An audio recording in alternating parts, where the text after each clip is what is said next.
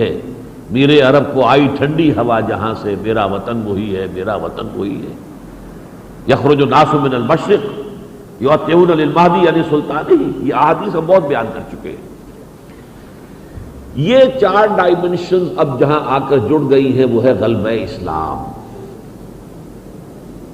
یہ تو ہے تشخیص کے درجے کی چیز جو میں نے آپ سے عرض کی۔ اب تجویز کیا ہے؟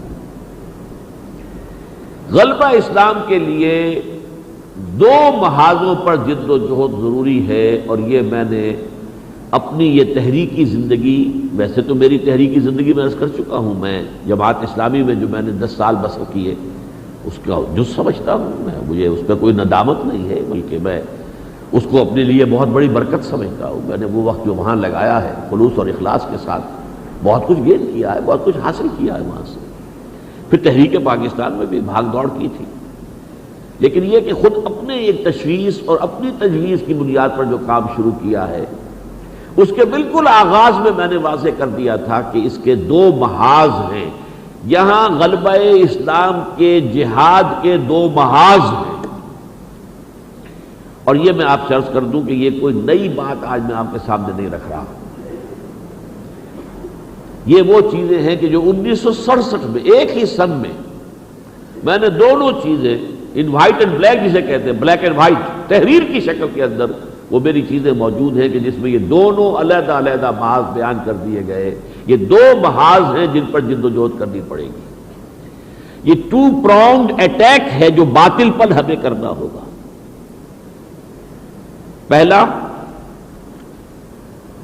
پہلا یہ ہے کہ ایک زبردست عوامی تحریک ایسی چلے اسلام کے غلبے کے لیے، زبردست عوامی تحریک جس میں لوگ بھوکے رہنے کو تیار ہوں، مرنے کو تیار ہوں، جانے دینے کو تیار ہوں۔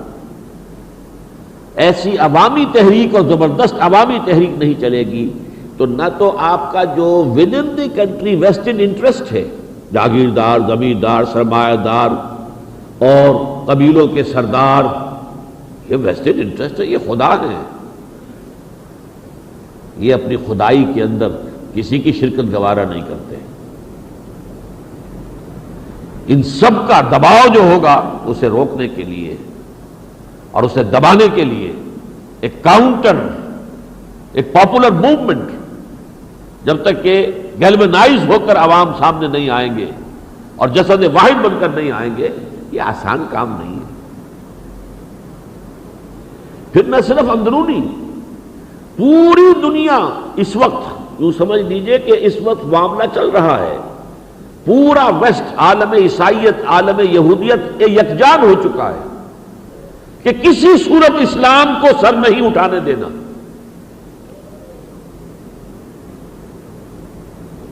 یہ ان کی سوچی سمجھی طے شدہ پالیسی۔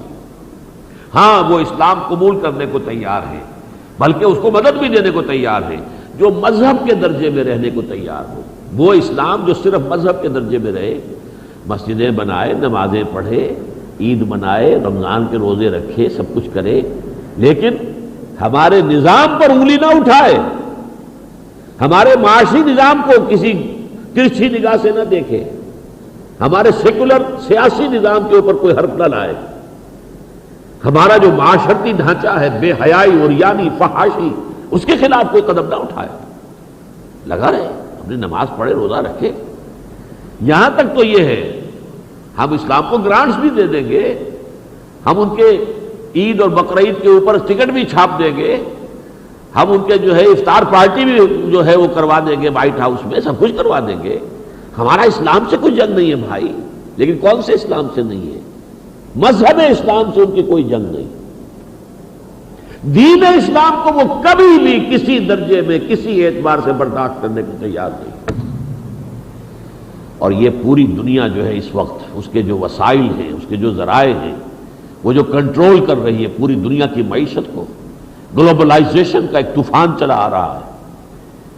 یہ دنیا چھوٹا سا ایک گاؤں بن گئی ہے، گلوبل ولیج ہے، اور یہ قوتیں اتنی زوردار ہیں کہ کسی جگہ سے اسلام کا سر اٹھانا آسان کام نہیں، الا یہ کہ کسی ملک کے رہنے والے، ان کی ایک عظیم اکثریت اس کے لیے ان صلاتی و نسکی و محیایا و مماتی للہ رب العالمین، اس انداز کے اندر اگر میدان میں نہ آ جائے اور بھوکے رہنے کو تیار نہ ہو، فاقے کرنے کو تیار نہ ہو، اس وقت تک یہ مقابلہ نہ اندرونی دشمنوں کا ممکن ہے اور نہ بیرونی دباؤ کا۔